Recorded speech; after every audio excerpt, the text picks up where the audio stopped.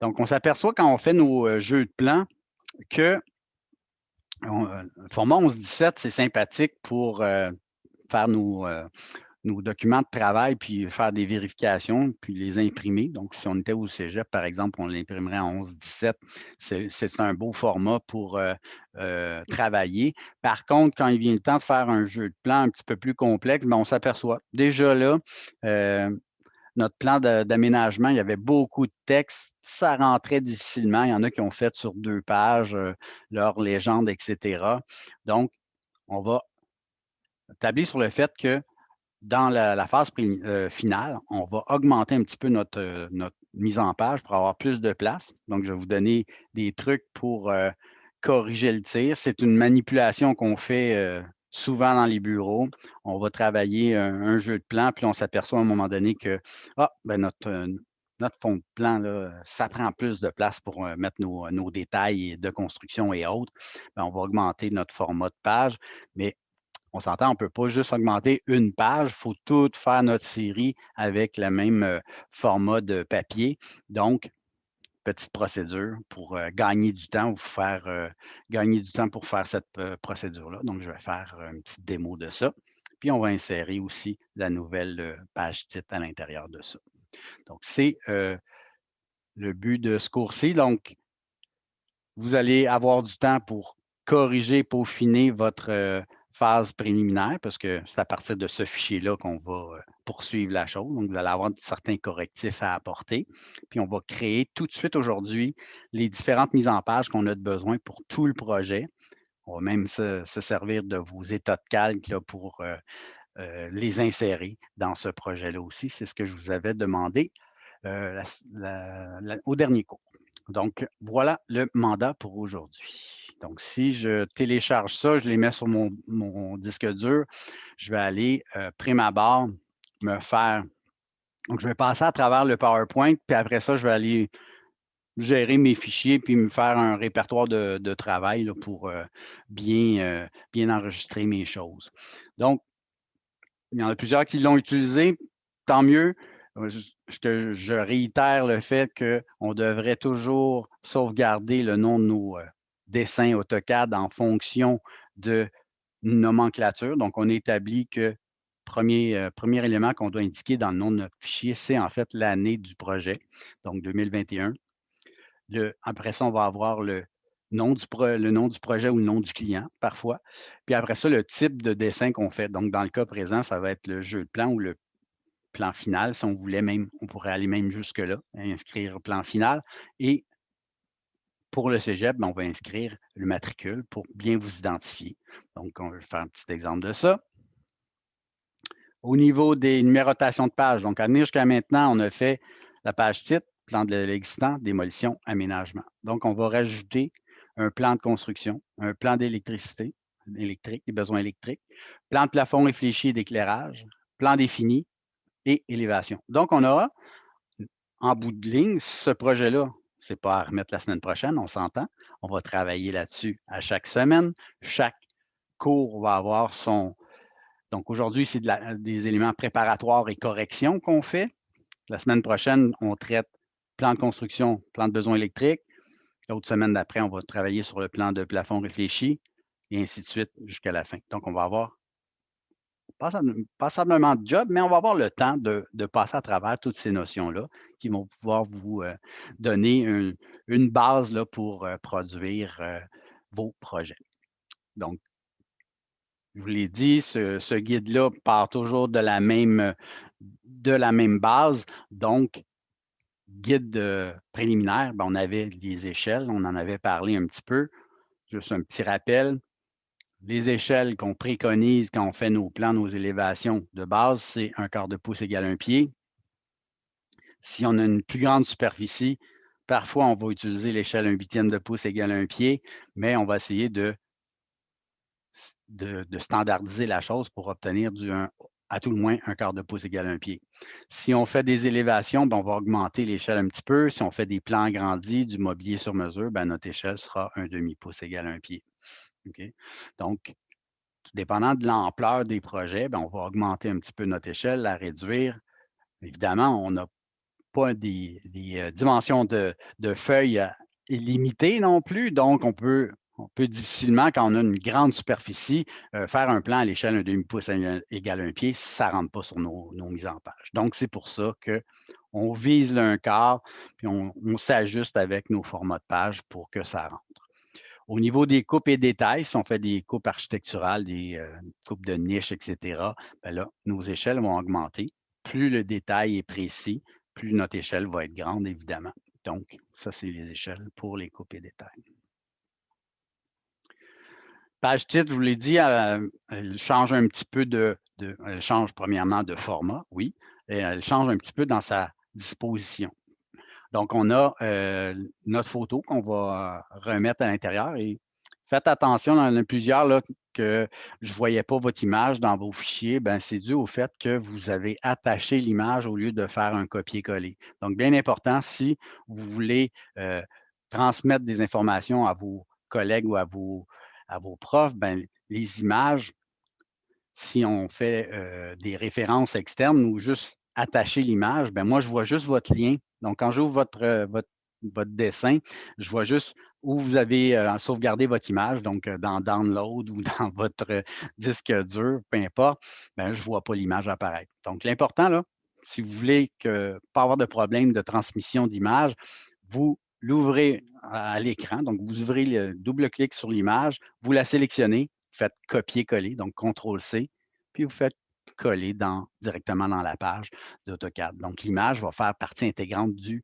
document CAD versus si je fais juste l'attacher, je vais juste avoir un lien. Vous allez l'avoir à votre écran parce que votre image, elle est sur votre disque dur ou sur votre poste de travail. Donc, faites juste attention à ça. On va la remettre dans cette page titre-là. J'ai, bon, un nouveau bloc d'informations qu'on va remplir. Puis j'ai mis en fait une petite vue en perspective du CVM, donc on pourra, vous allez voir là, quand vous allez l'insérer.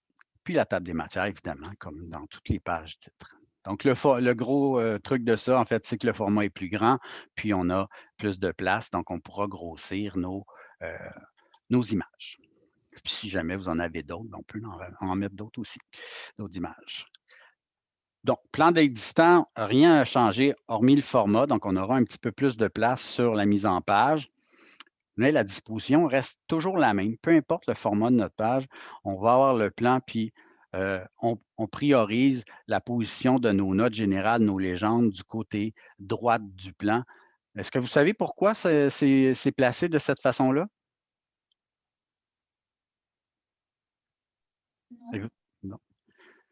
L'idée derrière ça, c'est quand on a un rouleau de plans, hein, on peut avoir comme dans l'image en arrière, on va avoir une série de plans.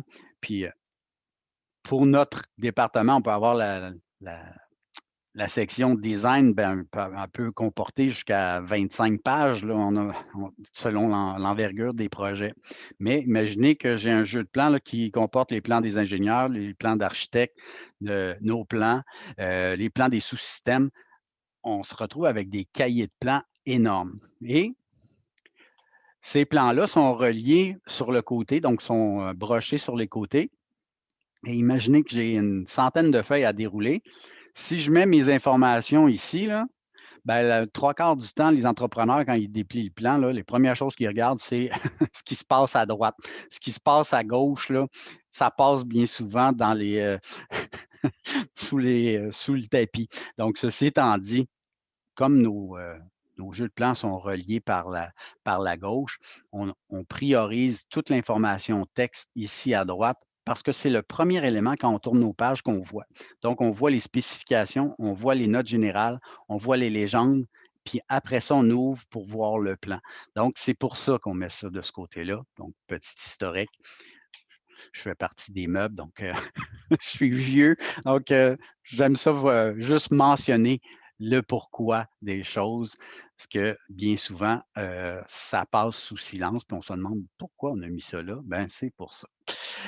Plan de démolition, même principe. Hein, on a notre plan avec nos notes générales, notre légende. Faites attention, j'ai vu dans plusieurs projets, vous avez inséré la légende, puis vous avez tout sélectionné, puis vous avez tout mis ça sur le calque présentation texte. c'est génial. Le texte, c'est vraiment ce calque-là. Mais n'oubliez pas que vous avez des symboles graphiques aussi à côté, soit des murs, des portes, des cloisons existantes.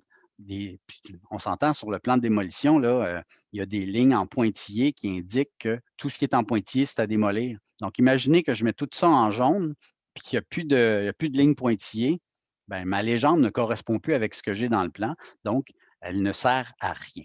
Donc, quand vous insérez vos légendes, oui, le texte, vous pouvez le changer les couleurs, mais ne changez pas les couleurs des symboles graphiques. Donc, petit truc. Je l'ai mentionné de toute façon dans vos capsules vidéo. Voilà.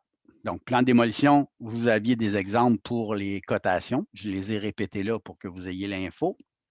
Plan d'aménagement. Donc, plan d'aménagement, plusieurs ont fait les légendes constitutives, donc vraiment les légendes complètes du projet. C'est ça mon plan d'aménagement, en fait. Hein. C'est le plan sur lequel je vais avoir le plus de texte parce que dans le fond, je veux décrire tout ce que je vois à l'écran. Donc, mobilier, sanitaire, équipement. Et faites attention, il y en a plusieurs aussi qui faisaient pas la distinction entre équipement puis éléments appareils sanitaires, ben en fait, tout ce qui est équipement, c'est les éléments électriques, hein, donc cuisinière, la sèche-linge, lave-vaisselle, réfrigérateur, ça, c'est des équipements. Les appareils sanitaires, c'est en fait tout ce qui touche la plomberie, donc évier de cuisine, lavabo, toilette, baignoire, etc. Ça, c'est nos appareils sanitaires, incluant aussi la robinetterie éventuellement. Donc, ça, c'est les légendes qu'on va vouloir avoir. Si vous ne les aviez pas toutes complétées, il faut les compléter pour la phase finale. Donc, ce sera des trucs, là, vous avez le temps, là. C'est le temps de passer à travers tout ça pour corriger le tir si jamais vous ne l'aviez pas fait à la phase préliminaire.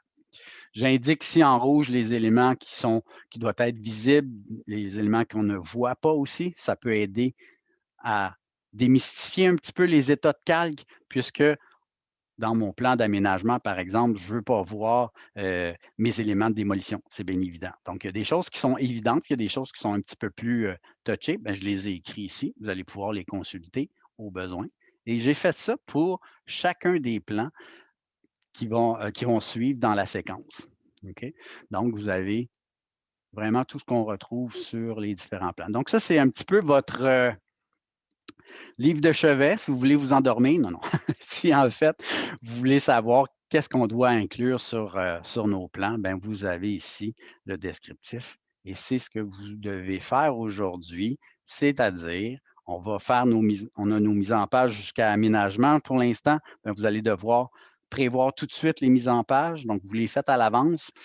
Vous placez tout de suite les légendes, puis on va venir faire les plans par la suite. OK? Donc, votre job aujourd'hui, c'est préparatoire, mais c'est essentiel. Vous allez gagner du temps en bout de ligne là, à faire ça. Donc, ça, c'est pour le PowerPoint. Donc, j'ai téléchargé mes documents sur mon disque dur. J'ai mon cours neuf, donc j'ai déposé mon guide, j'ai déposé mon projet 1, il est là, ma page site. Donc, petit truc, je vous suggère de vous faire un dossier de travail dans lequel vous allez glisser les documents qu'on va remettre à la fin. Donc, moi, ce que j'ai fait dans mon répertoire des AO2, je me suis ouvert un nouveau dossier que j'ai appelé exactement comme la nomenclature le demande, c'est-à-dire 2021, condo Jean-François, phase finale, et j'ai mis mon matricule. Donc, ça, c'est le nom de mon dossier que je pourrais remettre à la fin. Je mets tous les éléments que je vais, qui vont être dans mon jeu de plan, que ce soit des images, que ce soit on va avoir des éléments en référence externe, on va tout mettre ça dans ce répertoire-là, puis c'est ça que vous allez remettre à la fin. Donc, dans mon répertoire, j'ai glissé mon guide, j'ai glissé ma page titre, puis j'ai aussi glissé mon projet 1. Donc, une fois que ça c'est fait, je vais ouvrir mon projet 1. Il y a plusieurs qui me demandaient comment je fais pour soit renommer mon fichier ou passer à ma phase finale tout en conservant ma phase préliminaire. c'était une très bonne question. En fait, mon projet 1, je vais le fermer là, juste pour vous montrer. Sur mon disque dur, dans mon cours 9, j'ai mon fichier que j'ai remis là, à ma phase préliminaire. Donc ça, c'est mon projet 1. Je pourrais le renommer ici. Il n'est pas ouvert avec AutoCAD. Je pourrais très bien le renommer puis dire ici, ça, c'est ma phase préliminaire, par exemple. Donc, sans l'avoir ouvert avec AutoCAD, je peux renommer mon fichier, puis si je le conserve intact comme ça. Dans mon répertoire ici, je pourrais faire la même chose, dire, OK, mon projet 1, là, celui, c'est pour ma phase finale. Ben lui, je vais aller le renommer avant d'ouvrir avec AutoCAD, puis je vais le renommer 2021, condo Jean-François, phase finale, et je mets mon matricule. Donc ça va être le nom de mon projet. Et là, pour l'instant, les deux documents sont identiques. C'est juste que là, je vais pouvoir apporter les modifications dans ma version ici pour ma version finale. Donc, ça nous permet, dans les bureaux, de conserver toujours des versions antérieures, des versions préliminaires, des versions...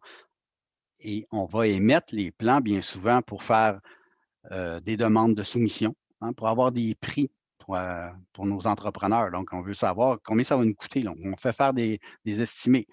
On va avoir une série de plans pour la construction proprement dit.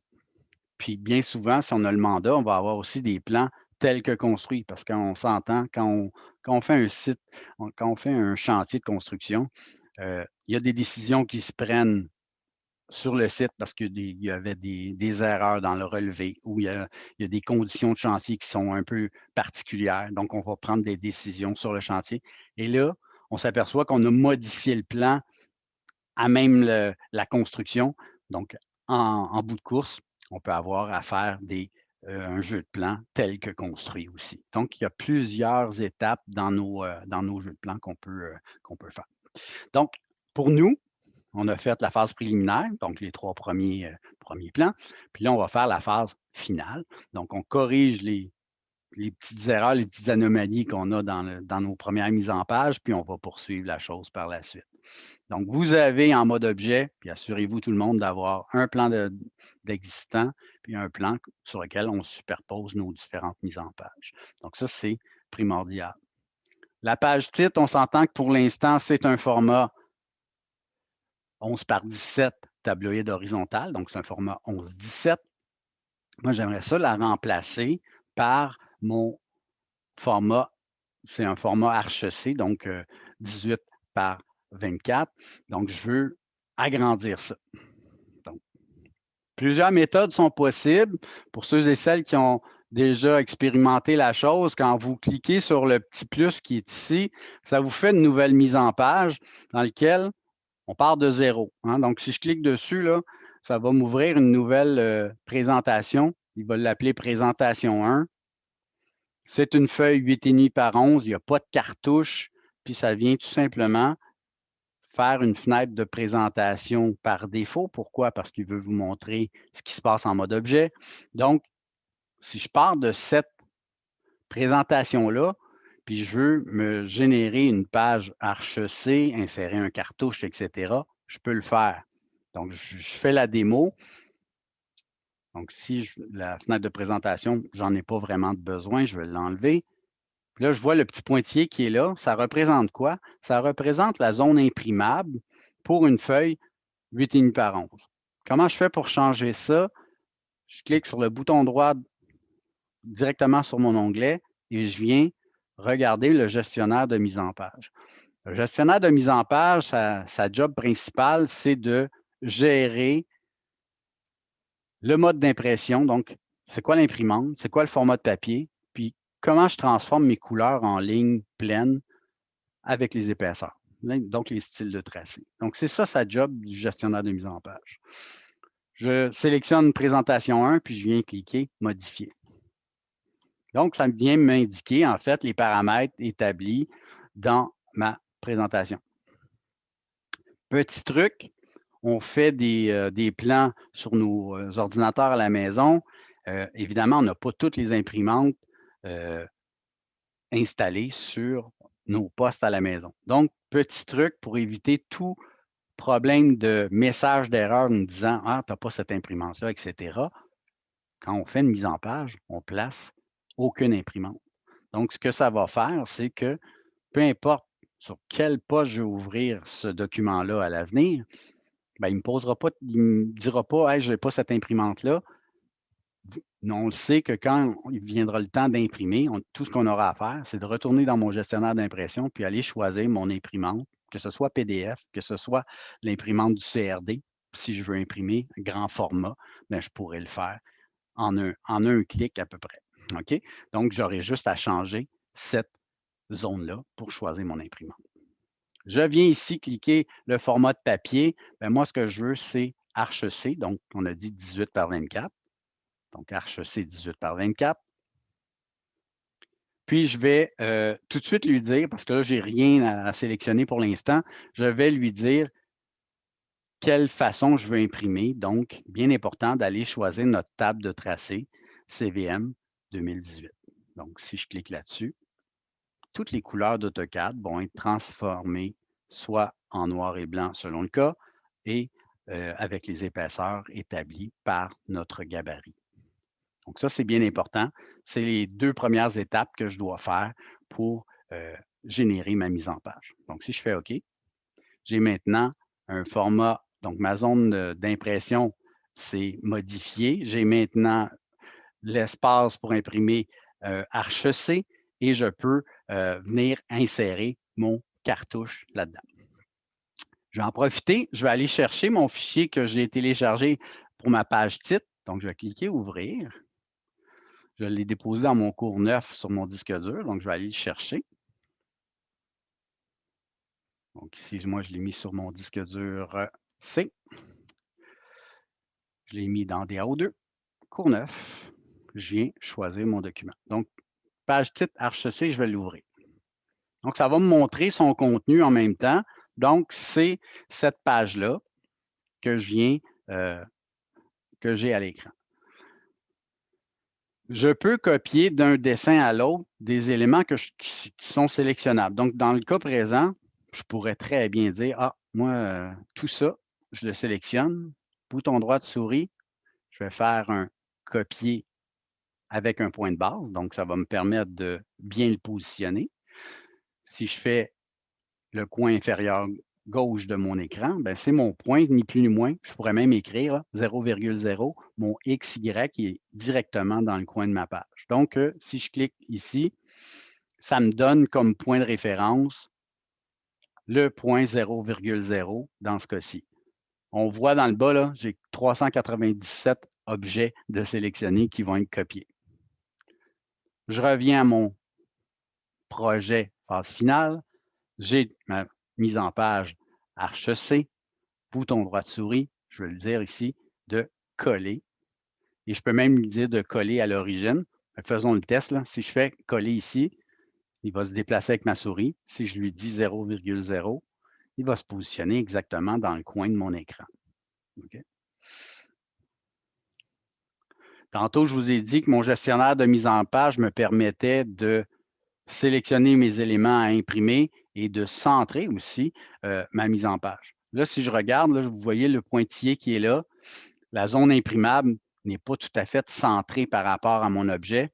C'est le dernier élément que je viens placer dans mon gestionnaire de mise en page. Pourquoi? Parce que je ne pouvais pas sélectionner rien puisqu'il y avait, j'avais pas aucun élément à l'écran pour pouvoir le sélectionner ou le centrer. Donc, une fois que j'ai copié ma mise en page, je peux retourner dans mon gestionnaire de mise en page ici, cliquer à nouveau sur Modifier. Tous les éléments que j'ai placés au préalable, c'est toujours là. Par contre, ma zone de tracé, j'aimerais ça qu'elle soit centrée. Donc, ce que je vais faire, je vais aller chercher l'onglet Fenêtre et je vais cliquer d'un coin à l'autre de mon encadré. Donc, ça va délimiter ma zone imprimable, puis je vais lui demander de le centrer. Si je fais OK, mon pointillé va être égal de chaque côté. Il va être égal aussi en bas et en haut. Donc, il va être centré parfaitement. Et si je voulais imprimer, je m'en vais au cégep, par exemple, tout ce que j'aurais à changer, l'imprimante sur laquelle je veux l'envoyer et il va être parfaitement centré dans la page Arche-C que je vais imprimer. Donc, manuellement, je peux générer des mises en page. L'important, c'est d'aller dans notre gestionnaire de mise en page et de sélectionner les options qu'on veut pour que ça s'imprime parfaitement. OK? On s'entend, cette mise en page-là, je pourrais la renommer. Puis petit truc, dans le guide, je vous ai mis les numéros des pages. Ben, moi, j'ai tendance à inscrire maintenant les numéros des pages directement sur mes onglets. Pourquoi? Parce qu'on s'aperçoit que quand on met le nom des plans ici, quand on en a plus que 5, ben, la liste est trop longue, puis les plans vont avoir une petite flèche ici pour aller chercher les autres dans le bas. Moi, ce que j'aime bien faire, c'est les avoir tout à l'écran. Donc, si je réduis le titre qui est dans mon onglet, ben, je vais avoir plus de place pour les identifier. Donc, en réduisant le nom de nos onglets, ben, ça va nous permettre d'avoir une liste beaucoup plus longue, puis on va pouvoir toutes les avoir sur une même série. Donc, ça va être beaucoup plus facile. On s'entend, mes onglets, je peux les disposer où je veux, donc je peux venir le positionner ma première page des zéros, elle est là. Là, vous allez me dire, hein, va-t-il falloir faire ça à chaque mise en page? Ça risque d'être long. Moi, mon but, c'est de vous donner le plus d'outils possible pour que si jamais vous avez une mise en page à générer ou à créer, vous soyez capable de le faire. Donc, cette petite parenthèse-là, c'était pour vous, votre culture personnelle, puis de voir un petit peu comment chaque mise en page ont été constituées. La plupart du temps, vous les avez déjà dans le gabarit, elles sont déjà centrées, elles sont déjà positionnées, vous avez déjà un cartouche. Donc, moi, je voulais vous montrer comment on les a constituées. OK? Donc, c'est sûr que si j'ai à changer mes formats de page pour chacune d'entre elles ici, je ne voudrais pas faire ça à chaque parce que ça va être hyper long. Donc, ce qui m'amène à vous parler de ce qu'on appelle l'interface Design Center dans AutoCAD, qui nous permet de transférer d'un projet à l'autre ou d'un fichier à l'autre certains éléments qui sont déjà faits. Ça semble prometteur, ça semble intéressant, dans le sens où si dans un projet, j'ai dessiné des blocs, puis j'ai oublié de les extraire dans ma librairie, ben, ils font partie de mon dessin seulement. Donc, Design Center va me permettre d'aller chercher non seulement des éléments que j'ai dessinés dans mon projet, mais il va me permettre aussi d'aller chercher tout ce que je ne suis pas capable de sélectionner avec ma souris. Si je veux transférer un calque d'un dessin à l'autre, c'est impossible de le faire avec ma souris.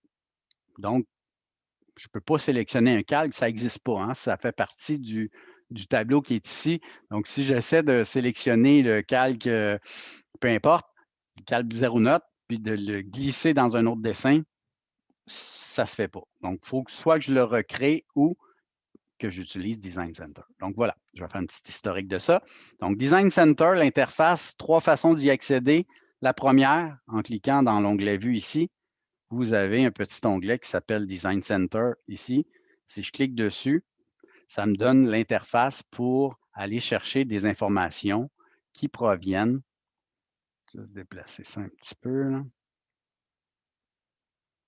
Comme ça. Donc, ça me permet d'aller chercher le contenu d'un dessin, qu'il soit ouvert ou non. Je peux aller voir toutes ces sections-là à l'intérieur. Donc, prenez l'exemple, dans mon projet condo, j'ai fait un bloc, puis je veux le transférer dans un autre. Ben, je peux aller dans la section bloc, puis aller choisir un bloc, puis glisser. Je peux aller chercher des calques. Donc, c'est intéressant. Là, je peux les sélectionner, mes calques, puis les glisser dans un autre dessin.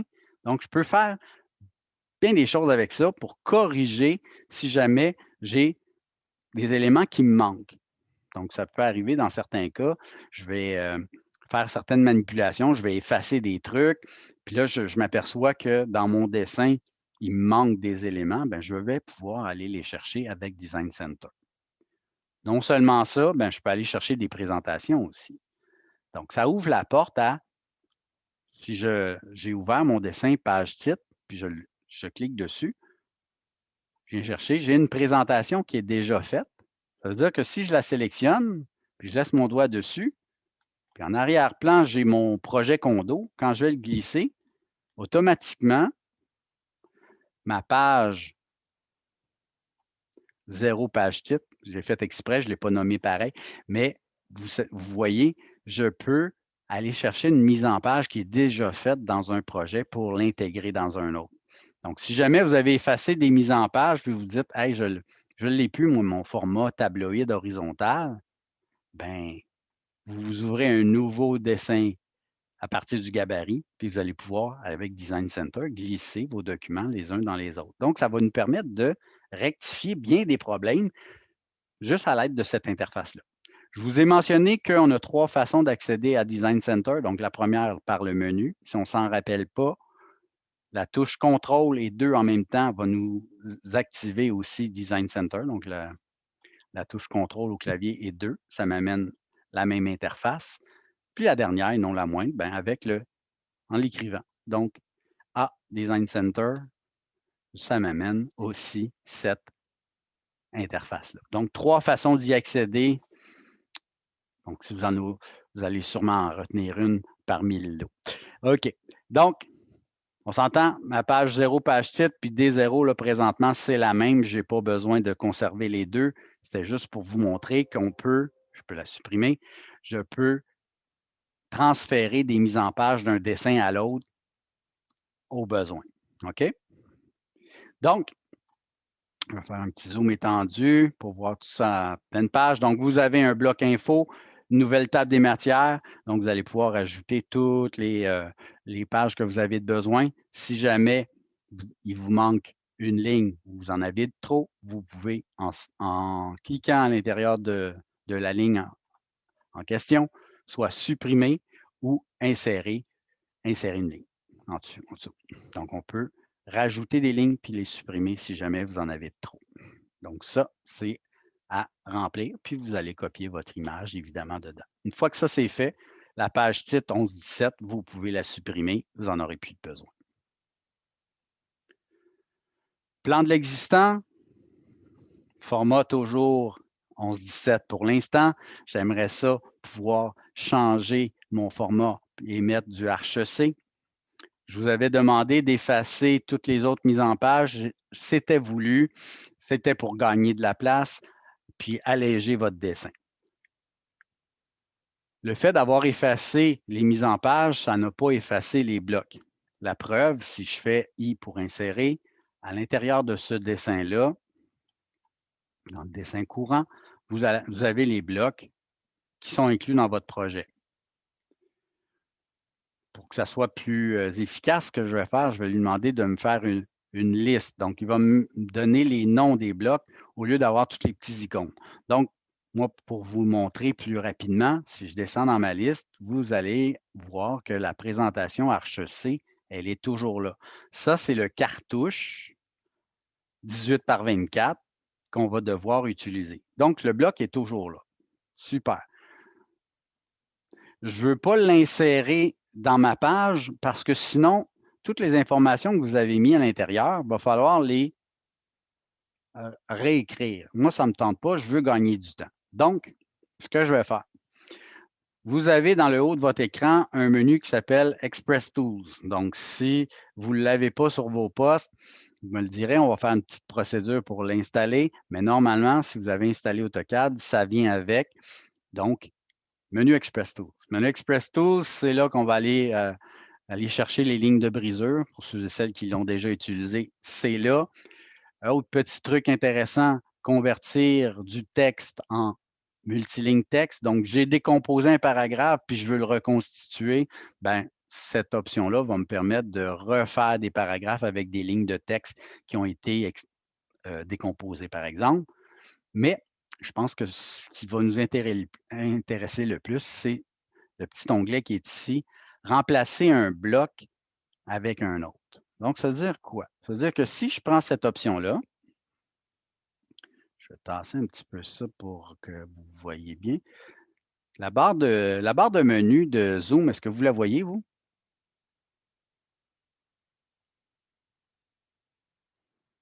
Oui? Non, peut-être? que vous m'entendez, tout le monde? Oui. Je vous endors pas trop, là. Donc, la commande remplacer un bloc par un autre va nous permettre de dire, OK, moi, le cadre de tabloïd horizontal, je veux le remplacer par du HEC. Donc, ça me semble prometteur, ça. Je vais faire pic et je vais sélectionner mon cartouche. Donc, je clique dessus, il est sélectionné. Donc, il me dit présentation tabloïd, cartouche horizontale, tu veux le remplacer par quoi? Bien, par présentation HEC. Donc, je descends dans ma liste et je viens sélectionner présentation HEC. Si je fais OK, il va me poser une question. Est-ce que tu veux supprimer ton format 11 par 17 dans ce dessin-là? Ben, si je veux le conserver, je peux dire non, mais dans mon cas, je le sais que je ne la réutiliserai pas. Donc, je vais faire Enter. Donc, ce qu'il va faire, c'est qu'il va remplacer mon cartouche automatiquement, puis il va me mettre mon nouveau format de page. Et ce, non seulement ici, mais sur toutes mes mises en page. Donc, si j'avais 10 mises en page, il va avoir changé le cartouche sur chacune d'entre elles. Donc, ça, c'est déjà un plus. Ça le fait partout. Je ne sais pas si vous vous rappelez, mais on a traité un petit peu les blocs avec des attributs quand on a fait notre bloc info sur le projet. Les attributs pour AutoCAD, c'est en fait une question dans laquelle on peut répondre une multitude de réponses. Donc, d'une page à l'autre, je peux avoir 2 réponses différentes pour un même bloc. C'est le but d'un attribut.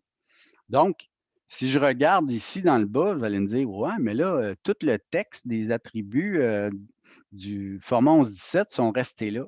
Bien, c'est normal, parce que si je modifie un attribut dans un bloc dans AutoCAD, bien, il faut que je le mette à jour. Pourquoi? Parce que je peux avoir plusieurs réponses disponibles, puis comme la base de données n'est pas à jour présentement, bien, il faut que je la mette à jour. OK. Donc, cette commande-là, je vais l'écrire au clavier, puis c'est sûr que vous allez vous en rappeler parce qu'elle a un nom particulier. Donc, ça commence par B pour boîte, attribut, 2T, manager. Donc, si vous posez la question pourquoi les commandes d'AutoCAD sont en anglais, ben c'est en fait un logiciel américain. La base de données est anglaise. Donc, toutes les commandes d'emblée sont en anglais, mais pour la version française, ils ont fait comme une traduction par-dessus, mais les commandes en anglais sont toujours en sous-jacent, donc en arrière-plan. Donc, Batman, petit truc pour s'en rappeler, c'est Batman, en fait, Batman avec 2T. OK? Donc, cette commande-là, si je fais Enter, ça va me donner le. Oups, c'est en train de sauvegarder. Ça ne sera pas long. Je recommence. C'est pas grave. Donc, Batman, c'est le gestionnaire des attributs dans les blocs. OK? Donc, dans le fond, tout ce que j'ai à faire, c'est de sélectionner mon bloc puis de le synchroniser.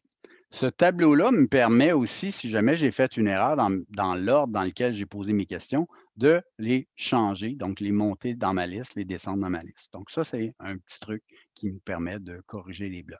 Donc, si je clique ici, sélectionner bloc, je clique directement sur mon cartouche. Il me dit qu'il s'appelle présentation HEC. C'est effectivement le cas. Et je vais lui demander de synchroniser. Donc, quand je vais cliquer ici, vous allez voir le texte qui est là va venir se positionner exactement au bon endroit. OK? Donc, chacun des attributs que j'ai rentrés, le nom du client, etc., le nom du plan, c'est positionné exactement au bon endroit dans le cartouche. Si vous vous demandez pourquoi ça fait ça, ben c'est qu'en fait, dans chacun de mes cartouches, dans mes mises en page, j'ai les mêmes attributs, les mêmes questions qui se sont posées, c'est juste qu'ils sont disposés différemment. Donc, c'est pour ça que la synchronisation se fait et ça vient inscrire des informations. Évidemment, il y a des trucs qui se sont rajoutés.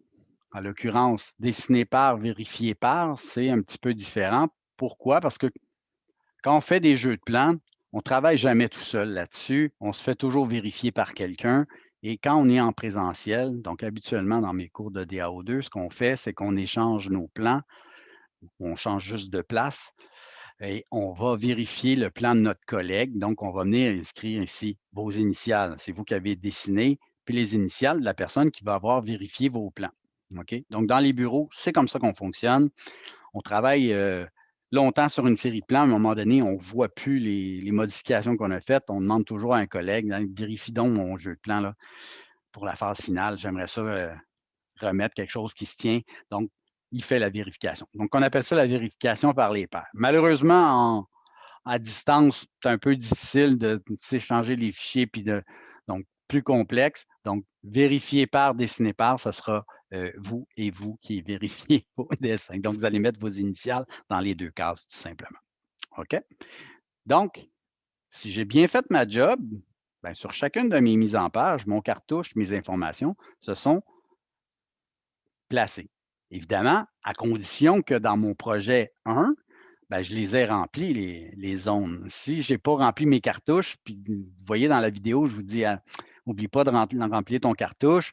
Ben, j'ai vu qu'il y en avait quelques-uns, quelques-unes qui ne se rappelaient peut-être pas comment aller corriger le texte dans un bloc. Ben, personne avait écrit du texte par-dessus. Ben, ça ne fonctionnera pas, c'est certain. Hein. Donc, il va falloir double-cliquer sur le cartouche, puis aller remplir. Donc, si vous vous en rappelez pas, vous savez que la boîte d'information du bloc, ben, vous pouvez aller remplir et corriger les erreurs si jamais vous en avez fait dans votre cartouche. Donc, double-clic sur le cartouche pour le remplir. Donc, ça s'est fait d'emblée partout.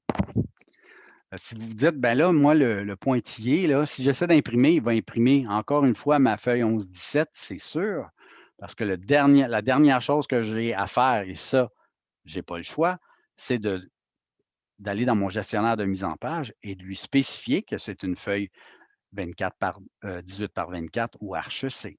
Donc, dernière étape à faire pour le gestionnaire de mise en page, ça va être d'aller modifier mon format de page pour mettre du HEC. Donc, normalement, on devrait avoir ça ici. NC HEC, voilà. Et de refaire ma fenêtre pour lui dire d'imprimer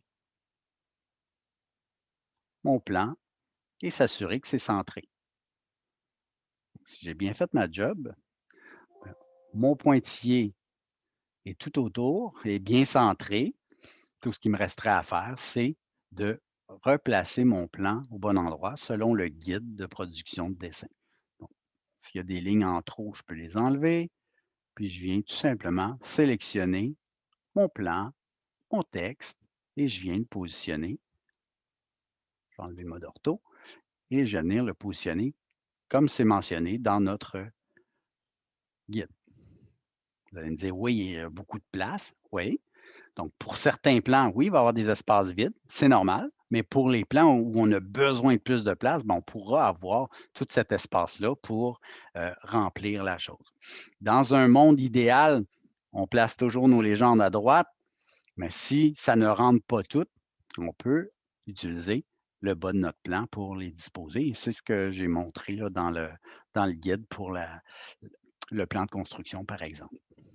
Donc, vous devez faire votre gestionnaire de mise en page sur vos différentes mises en page qui sont déjà faites. Une fois que ça va être fait, vous pouvez copier votre mise en page pour faire votre plan de construction, par exemple. Après ça, votre plan de besoins électriques. Donc, c'est toujours les dernières mises en page qu'on recopie, puis on va pouvoir attribuer nos états de calque dans nos fenêtres de présentation. Donc, en élément préparatoire, si je fais l'exemple, je vais partir de mon plan de démolition parce que cette mise en page-là est faite, ben je peux très bien dire, OK, je vais copier cette mise en page-là.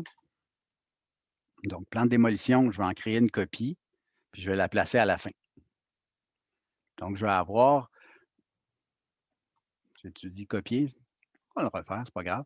Donc, plan de démolition, créer une copie. Et je vais placer à la fin cette. Ah, il l'a fait. Je la voyais juste pas. Évidemment, mes noms sont très, très longs, donc d'où l'importance quand je vous disais renommer vos onglets pour que ça soit plus petit, ça va prendre moins d'espace. Ben, je le vois ici, mon plan de démolition, il est là. Donc, on va en profiter. On va le renommer tout de suite, puis on va l'appeler exemple page 104, par exemple. Je vais mettre ça en majuscule.